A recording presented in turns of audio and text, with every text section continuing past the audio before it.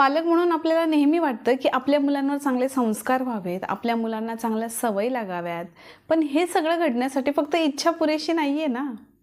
त्यासाठी पालक म्हणून आपण प्रयत्न करणं खूप गरजेचं आहे. आणि खरं पाहिलं तर हे काही खूप अवघडही नाही आहे बरं का.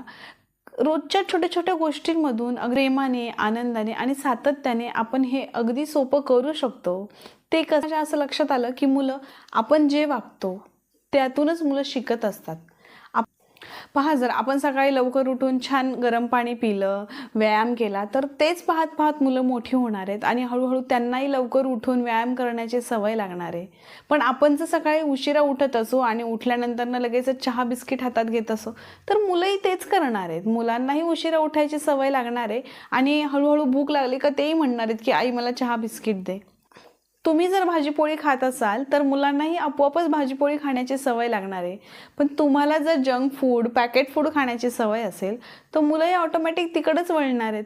त्यांना भाजीपोळी नाही आवडणार. पहा, असं कधीच होणार नाहीये की तुम्ही पॅकेट फूड खाणार आहात आणि तुम्ही अपेक्षा करत असाल की मुलांना भाजीपोळी खाण्याची सवय लागावी, तर असं नाही होणार.